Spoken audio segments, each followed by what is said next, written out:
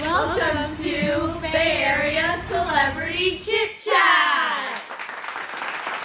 Maire Rock starring as Julie Andrews. Marcella Jones starring as Coco Chanel. Sarah Lynn Harris starring as Margaret Thatcher.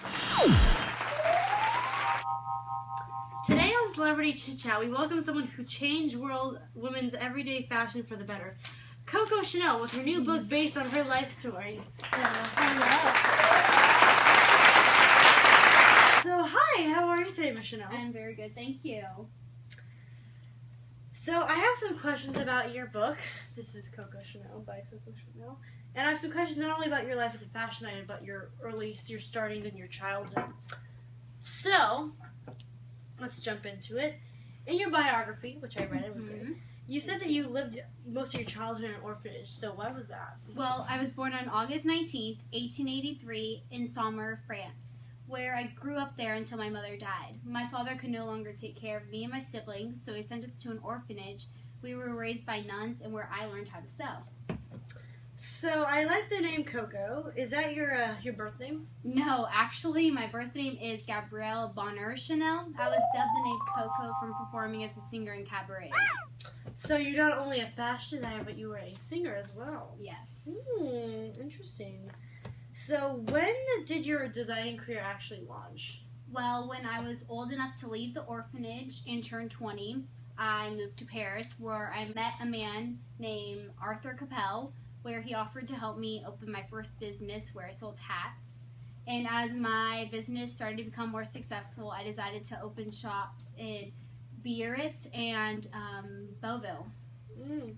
So your book had many of your bragging rights or successes. Which clothing design would you think was your best success, your first success? Well, my first success, I would say, is a dress that I made for myself. It was a cold morning in Deauville, and I created the dress out of an old jersey I had. And when I went out onto the streets, I was complimented, and when I told them I designed it myself, they asked if I could make one for them as well. And that's really how everything kind of began. So in your book, you said that you started designing kind of at a young age. What kind of inspired you to design? I would say my years that I lived at the orphanage inspired me because of what the nuns had worn influenced my design, such as the little black dress. Just from learning, because that's where I learned how to sew. So that's cool. So actually, what advice do you recommend for young women today who have troubled lives but still want to fulfill their dreams? It doesn't matter where you come from in life or what your situation is. You always have an opportunity to prove you're worthy. I would also say that if you want to be successful in life, you must always be open to new ideas. For example, my life as a child didn't please me, so I decided to create my life by designing and doing what I love. That's beautiful. That's very inspirational. What is the history on the little black dress? Because in your book, it seems like it's a very revolutionary design. Yes. I would consider the little black dress as my most revolutionary design because it's a fashion that is timeless, which can be worn for any kind of occasion. And black for fashion back then, before my design, was a color of mourning, but now it's many women's go-to outfit, just like I'm wearing today. Ooh, I like it a lot. Yeah. Well, thank you, Miss Chanel. It was great talking with you today. It's a pleasure talking with you, too.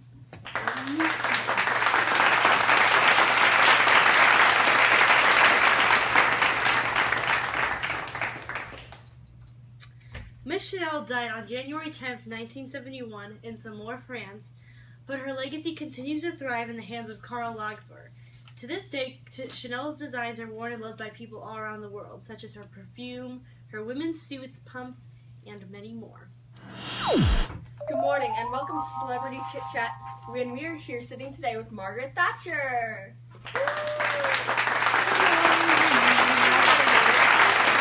I'm doing swell. How about you, Mom? I'm doing great.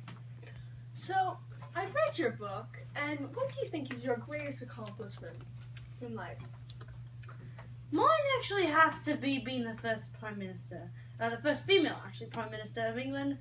I was very controversial, unfortunately, but what are you going to do? But that was the most greatest moment of my life, I just have to say. What was your education? Where did you study? Well, first of all, I went to an elementary school. I'm so old, I can't forget the name of it. But then I went on to a all-girls school and for high school. I won a scholarship there. And at that school, I was very involved. I did field hockey, poetry reading. I was involved in government. Actually, I don't really say that, but it was. And then after that, I got a scholarship to go study chemistry at Oxford University. And then I got my bachelor's degree in chemistry, which was very interesting. And then I moved on to politics. So yeah. Oh, so what gravitated you towards politics rather than chemistry? Well, I think that I've always liked politics more than chemistry. I think that I've always loved the idea of being a leader, you know, and being. I was one of very few women to actually be into kind of this leadership in this time, so that was very uncommon. But I've always loved politics. Like being a lawyer, I was a lawyer too. So, what was the start of your political career?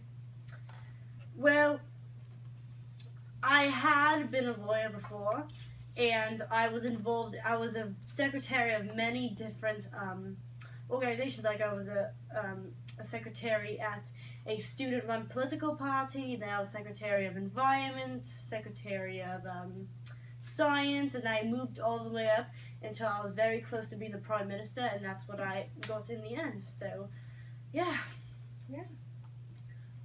How did the people feel about you being the first prime minister? I think that I was very controversial, I could tell.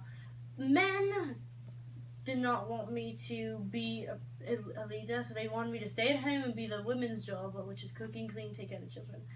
So I decided that I was very proud to be not only the first Prime Minister of England, but the first Prime Minister of woman Prime Minister of England with a degree in chemistry. So that was definitely a different thing to experience.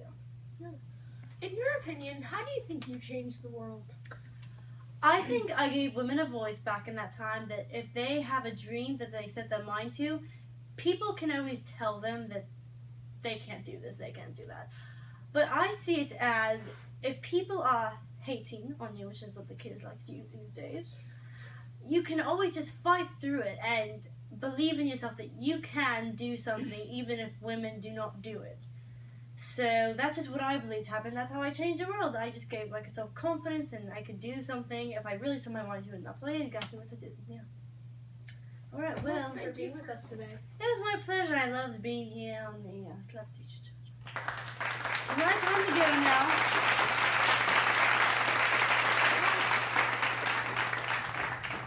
Margaret Thatcher died on April 8th, 2013.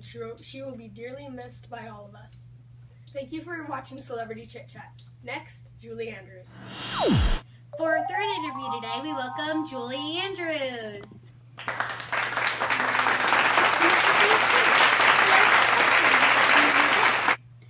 From what I've read of this book, I understand you made your debut in a bomb shelter?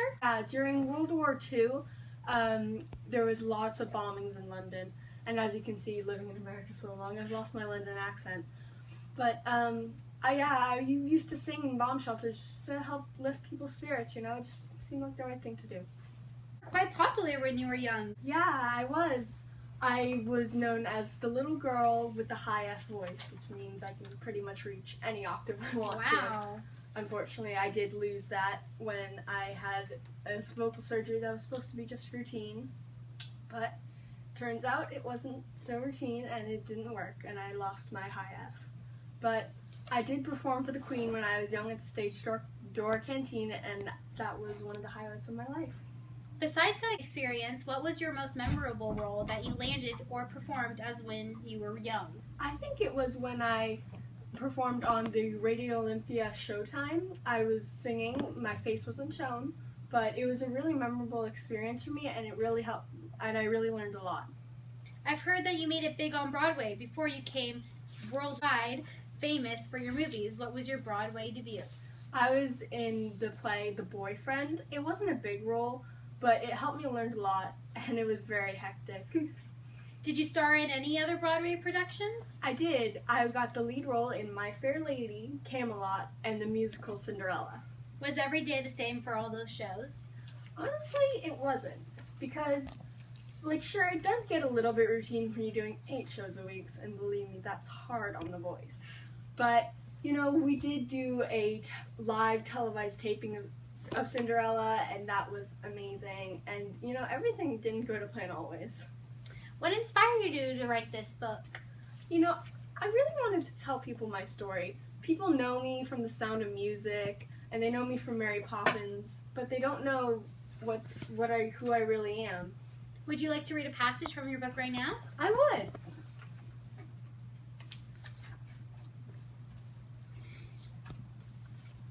In October of the first year of My Fair Lady, I celebrated my 21st birthday.